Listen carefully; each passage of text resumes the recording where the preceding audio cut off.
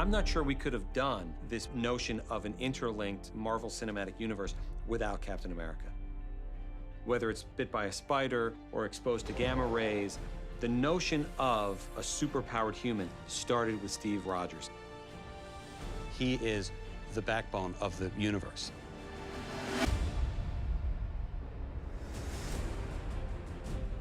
As we were developing Captain America, the First Avenger, We brought in these two writers named Chris Marcus and Steve McFeely. They were the sole writers on the first Captain America film. They went on to become the sole writers on Captain America: The Winter Soldier, sole writers on Civil War, and now Infinity War and Avengers Endgame. They deserve as much credit for Captain America as anybody else. When we were talking to them, they had 2 movies out. And so the idea that, no, this is going to build into a giant, ongoing, interconnected universe was like, sure, of course it will. I have no doubt. Chris and I sort of coincidentally had been sort of blue skying about, you know what someone should do? A period superhero movie, right? When they were invented, when they were created, what would it be like to use them in the proper time? And then when we heard that Marvel was going to do that, oh my, we need to go chase that down. As for the writing, we never worried about the larger universe. The mission is always make the best movie in front of you, because this whole thing is dependent on making good movies one at a time. We had the same goal in the first Captain America. We subtitled the Captain America film The First Avenger for a reason, because putting a star in red, white, and blue on that scrawny kid who yearns to be a part of the battle, that is where it all started. We knew that the movie wouldn't work if you didn't buy Steve Rogers at the top. I don't like bullies. I don't care where they're from. Well, there are already so many big men fighting this war. Maybe what we need now is a little guy, huh? The spectacle and the action sequences only work if you're engaged in the characters. You know, all the visual effects, and it doesn't matter how big your budget is, if you're not engaged in Steve Rogers' Captain America, I think you're wasting your time, really. We needed to fall in love with skinny Steve Rogers before he ever became Captain America. And never forget that he's in there. Yeah. The serum amplifies everything that is inside, so good becomes great, bad becomes worse. This is why you were chosen. Because a strong man who has known power all his life may lose respect for that power, but a weak man knows the value of strength. Steve Rogers, more than any of the other superheroes, really kind of loses who he was in the process of becoming Captain America. The old him ceases to exist. There's no life of Steve Rogers that he goes back to. In the Avengers, he's the leader because he's completely dedicated to everything, partially because he doesn't have anything else to turn to. His desire to keep it ordered and to keep some meaning, all of that stuff is still an issue for him. He's always been this very austere kind of guy, but had this real loyalty to institutions and to people. We have orders. We should follow them. Following's not really much down. I think they slowly strip that away from him. You know, he loses his faith in government in Winter Soldier, loses his faith in his friends and his family in Civil War. You know, I think when we see him in Infinity War, he's just turned his back on a lot of things. Earth just lost her best defender. So we're here to fight.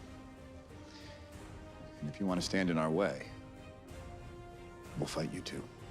With this movie, they let him kind of return back to that hopeful soldier, leader. This is the fight of our lives. And we're gonna win. Whatever it takes. When we first met the folks at Marvel, we chased the Captain America job and certainly had no idea that it would lead to the next 10 years of our career. And we've had Cap most of the way. It's been a lot of fun having someone with that gravity. It's a rare character. You don't get to write that character much anymore. He's an aspirational figure. It's a combination of where we put him in the universe and Cap rising to the challenge. You just don't know when to give up, do you? I can do this all day. When our characters are beginning to come to life, it all starts with artwork. Our visual development group, led by Ryan Meinerding, for the better part of a decade, has been that very important step between the comics and the final product that has brought Captain America to life. One of the great things about the comics is that Captain America was always designed to read really quickly. And also, because they had limited colors in the printing, there's a simplification that happened with a lot of them, that they were just, you know, this guy's red, white, and blue. There's a really fast, iconic thing that happens with the characters as the source material. Trying to bring that into a real setting, like for a film, whatever they simplified for the design for the comics, we're trying to fill out in a way that makes it feel real. If they only had line work and 4 colors, and they're able to make something that resonates with people for 60, 70 years, how can we find a way of putting it into our work? In the case with Captain America, we're trying to find reference materials that bring him into sort of a world of a soldier. The first time he puts on the costume in Captain America: The First Avenger, it's about him being that sort of patriotic icon that's in the USO show. So that was where we were trying to sort of take those really classic and iconic lines that were designed back in the 40s and turn it into something that was always kind of meant to be a little bit goofy, sort of put him on stage and say, you're a symbol for America, show us how much of a symbol you are. Not all of us can storm a beach or drive a tank, but there's still a way all of us can fight.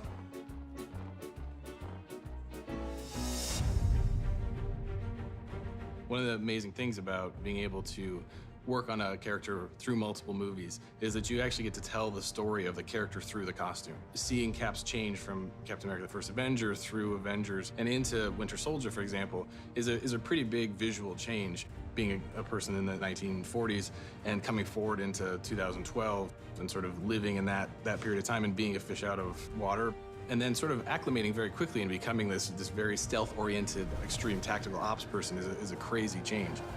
And it works so well partially because the costume actually reflects what he's going through. What made Cap unique in the Marvel Universe and sort of in the nature of his powers? He's sort of basically a man, only more so. His fighting technique is a very visceral, surprising experience of action. From a visual standpoint, you take the script and you identify like 10 great moments in the movie, and then you take a brilliant artist like Ryan and you say, here's what we're looking for from this moment. And then Ryan draws up and colors and inks a beautiful, frame from the movie. Before we get started, does anyone want to get out? They do incorporate lighting. They incorporate a strong visual element. Where will the camera be in a very, sort of dynamic and specific moment? And that does inspire the movie. For Captain America, almost every iconic sequence came right out of Ryan's original drawings, where he was just by himself with his drawing pad at his computer. I've been at Marvel for about 12 years, which is almost the entire time that Marvel Studios has existed. There's a sort of a craziness to the notion that I've been able to stay with the character over the course of 9 years. Being that sort of medium between the comics and what is actually on screen has been a joy that I couldn't have imagined. When we really distilled the core qualities that we wanted out of Captain America, I think there's a moral fiber to him that really isn't something that you act, that it's something you need to possess. And Chris Evans was someone who seemed to inhabit all of those qualities the most. So everyone was in love with the idea of Chris, except Chris. The only reason there was hesitation to begin with was because of the commitment. It's a big movie, and those are the movies that if they succeed, there's a change, a lifestyle change. And if it fails, it's a whole other can of worms. Even Chris's reluctance to be a star spoke to how right he was for the role, because Captain America was not looking for the limelight. He was humble, he was modest. He needed to feel that in his bones. I love the character. He's everything that I wish I could be as a man, And the creative forces behind the film are fantastic, between Joe and Kevin Feige. And, Marvel in general, they know what they're doing. So in the end, I was so excited. Once he committed 1,000%. He stands there, tells the truth, and then kicks ass. I think there's a confidence that he really brings to the character and an integrity that people really respond to. There's something so endearing, so charismatic, so charming. He has so much heart. There was something very heroic. There is something that he brings to the character beyond what we could write on the page, beyond what we could illustrate in, special effects, that is uniquely Chris. It's no secret, I love Chris Evans, and I love Captain America. Captain America was the single hardest character to launch in this universe. This kind of guy out of time, and is it too retro? Are people gonna get it? I cannot imagine anybody but Chris playing this role. It's a very difficult role to play because on one hand, you have this character that has this very strong moral compass. You try to think, where's the conflict in that? He allows himself to be vulnerable. He allows himself to not take it so seriously. Don't worry about it. It's just It makes you love that character, and it makes people want to follow him. It's been really great watching him sort of pull this off. What he does in these movies may look effortless, but it's effortless because, it's a testament to what he's done with the character. It's tough to try and present challenges to someone who is so selfless. The biggest worry is not only trying to make the guy entertaining, but also keep him interesting enough to have audiences want him coming back. Every time I see Evans, he's like more and more like Cap. It's like we've invested him with that. And Chris is up for that because that's what makes it exciting and different. There's this huge amount of love for the character. There's 20 Captain America shirts wherever I go. It ceased to become just about him and how well he inhabited the role and all that stuff. It's become part of our culture just as a symbol. It's that thing that gives you those kind of, teenage goosebumps. I think we have a lot emotionally invested in Cap as a character. We have a lot emotionally invested in Chris as a friend and a collaborator. It's a proud moment to be able to sit back and look at, with perspective, the journey that character's gone on. You're looking at yourself in this old makeup, and you're trying to tap into Steve's journey, but you can't help but think about your own and think about what this entire experience has meant to you. It's just been littered with so many good memories. I never want to work with these kids, but I'll get them there. It is because of this journey of just such an embarrassment of riches and such good fortune and just good luck. And again, it's just so unblemished because there are so many wonderful people around me. This has been such an incredible chapter in my life.